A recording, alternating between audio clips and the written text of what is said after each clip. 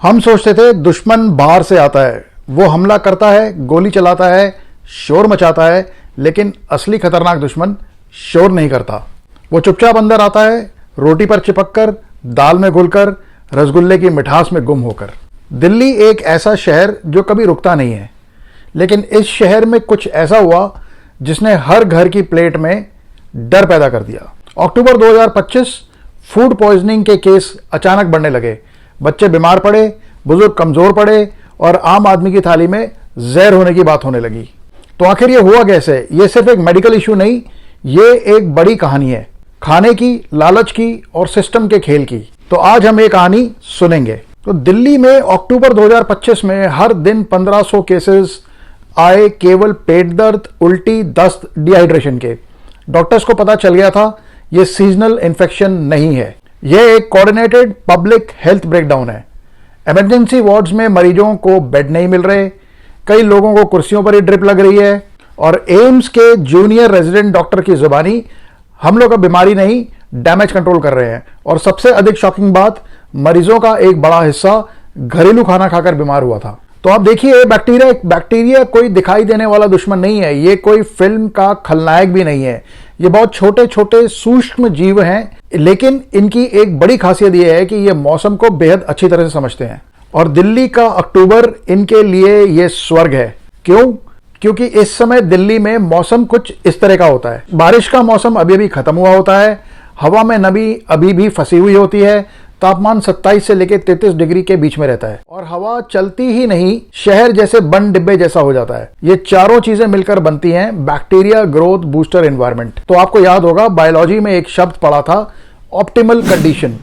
ई Koli, Salmonella और Shigella जैसे bacteria के लिए सबसे आदर्श तापमान होता है 30 डिग्री के आसपास, और दिल्ली का अक्टूबर बिल्कुल उसी तापमान का मंच तैयार कर देता है। अब समझिए असली डर क्या है। एक बैक्टीरिया अकेला अगर सही तापमान और नमी पाए तो हर 20 मिनट में वो डबल हो जाता है, दोगुना हो जाता है। तो फॉर एग्जांपल, सुबह अगर 8 बजे 1000 बैक्टीरिया, तो 8:20 पे 2000, 8:40 पे 4000, 9 बजे वो 8000 हो जाते हैं और शाम होते होते 64 लाख से भी ज्यादा बैक्टीरिया हो जाते हैं। यानी कि सुबह जो सब्जी, फल, चावल या पानी सामान्य था, शाम होते होते वो जहर बन जाता है। तो ये बीमारी अचानक नहीं फैली है, ये मौसम ने खुद पैदा की। मौसम ने बैक्टीरिया को बुलाया, पोषित किया और बढ़ाया, ठीक वैसे ही जैसे आप बीज को मिट्टी, पानी और धूप देते हैं। ठीक उसी तरह मौसम ने बैक्टीरिया को जीवन और शक्ति दे दी और हम लोग अनजाने में उसे अपने शरीर में ले आए। दिल्ली कहती है हम राजधानी हैं, पर राजधानी की नदी अब नदी नहीं रही। यमुना जो कभी जीवन का स्रोत थी, आज एक चलती फिरती सीवेज पाइपलाइन बन चुकी है।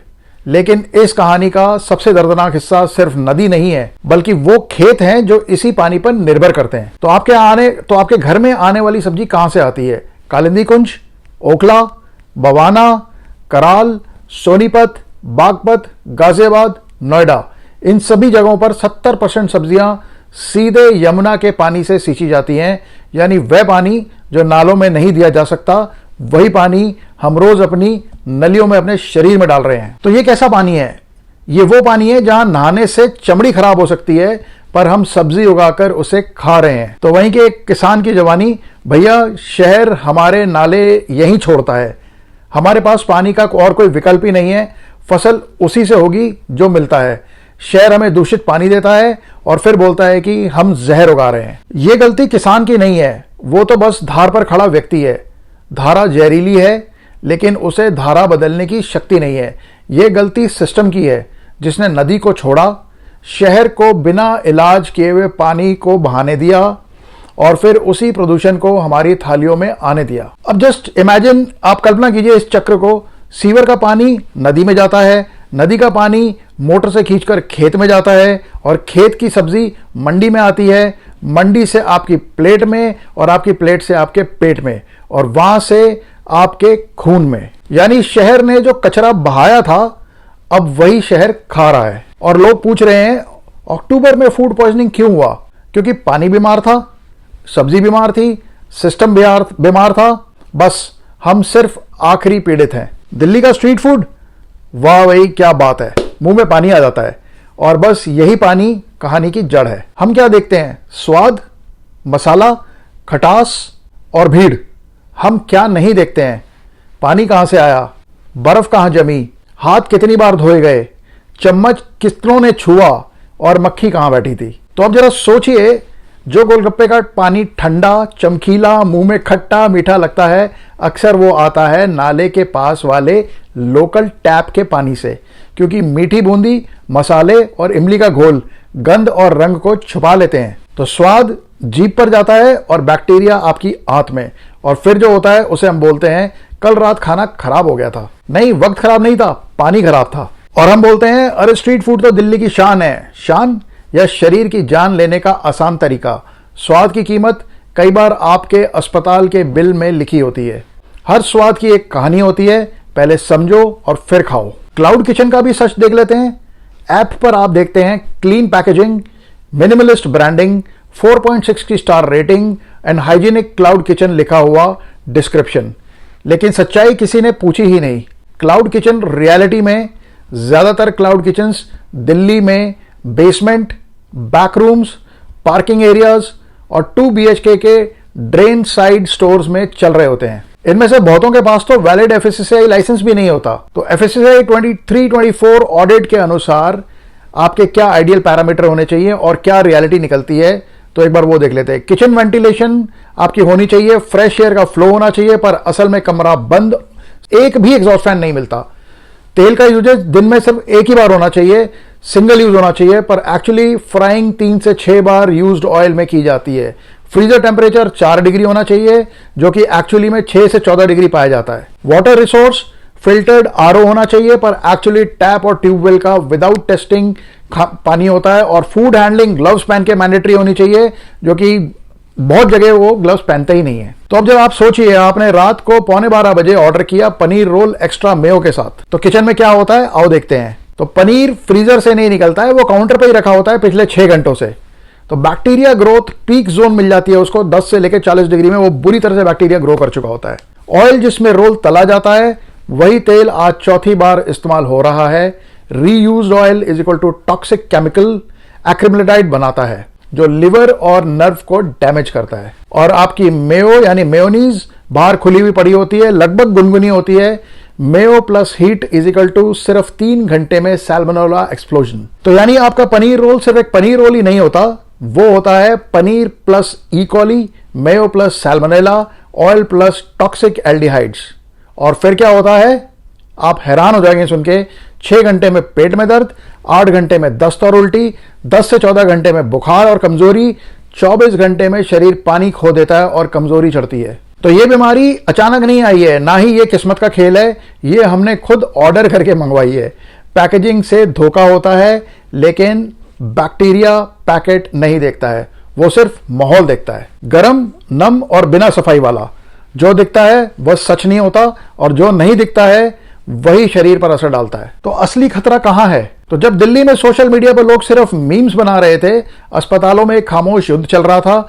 यह बीमारी खाना होने के तुरंत बाद खत्म होने वाला साधारण फूड पॉइजनिंग नहीं थी। इस बार बैक्टीरिया ने शरीर की पानी की मशीनरी पर हमला किया। यह बीमारी खाने से नहीं आई, यह बीमारी लापरवाही से पैदा हुई है। बिना परीक्षण वाला पानी, गलत तरीके से रखी सब्जियां, गंदे रसोई घर और हमारी आदत। चलो खा लेते हैं, क्या फर्क पड़ता है? मैं बता दूं आपको, फर्क पड़ता है, बहुत पड़ता है। हम जो खाते हैं वही हमारी जिंदगी बनाता है, और कभी कभी वही उसे छीन भी लेता है। तो अब आपको क्या बदलना है? दिल्ली में यह बीमारी किसी वायरस की तरह आसमान से नहीं गिरी, यह हमारी रोजमर्रा की छोटी छोटी आदतों से पैदा हुई है, और जो आदतों से आता है वो आदतों से ही हराया जा सकता है। आदत नंबर 1, सब्जियां साफ करना एक रिवाज बनाइए।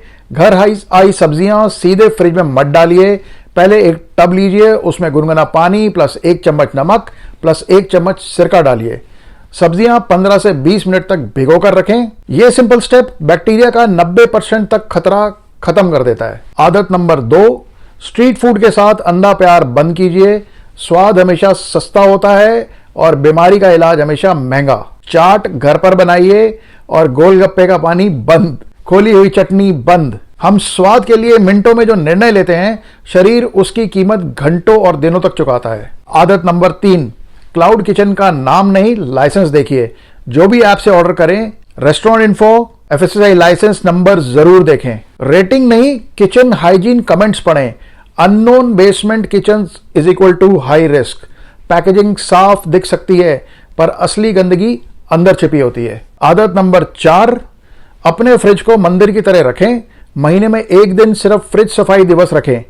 एक्सपायर्ड सॉस, ओपन चटनी, स्टेल ब्रेड सीधे फेंक दें। रॉ और कुक्ड आइटम्स अलग शेल्फ में रखें। तो याद रखिए, फ्रिज खाना बचाने के लिए होता है, बैक्टीरिया पालने के लिए नहीं। आदत नंबर 5, ओआरएस घर में हमेशा रखें। बीमारी का पहला इलाज डॉक्टर नहीं, पानी प्लस नमक का संतुलन है। डिहाइड्रेशन मिनटों में खतरनाक हो सकती है, हॉस्पिटल तक पहुंचने की नौबत ही ना आए। आदत नंबर 6, बच्चों की पेय आदत यानी ड्रिंकिंग हैबिट्स को बदल दीजिए। Cold drink is equal to 0 nutrient, coconut water is a natural electrolyte. बच्चे वही सीखते हैं जो वो रोज देखते हैं, ना कि जो उन्हें कहा जाता है। तो दोस्तों, बीमारी से युद्ध अस्पताल में नहीं, रसोई, प्लेट और आदतों से शुरू होता है। हम शहर नहीं बदल सकते, हम नदी नहीं बदल सकते, हम सरकार की नीतियां रातों रात में नहीं बदल सकते, लेकिन हम अपना घर बदल सकते हैं और वही असली जीत है। क्योंकि स्वास्थ्य कोई घटना नहीं है, वह एक संस्कृति है। It's a habit, it's a culture. तो भाई कंक्लूजन क्या है? हमने जहर खुद को परोसा। ये महामारी किसी दूसरे देश की साजिश नहीं है, ये हमारी ही लापरवाही की विरासत है। हमने अपने ही पानी को जहर में बदला। नदियों में पूजा नहीं, कचरा बहाया। हमने स्वाद के लिए सफाई को छोड़ा, सड़क के खाने को प्यार कहा और हाइजीन को मजाक। हमने किचन को मंदिर नहीं रखा, बाजार का शॉर्टकट चुना और अब पेट में जलन, अस्पतालों में भीड़ और घरों में डर। लेकिन ध्यान रहे, ये लड़ाई वायरस के खिलाफ नहीं है, ये लड़ाई आदतों के खिलाफ है।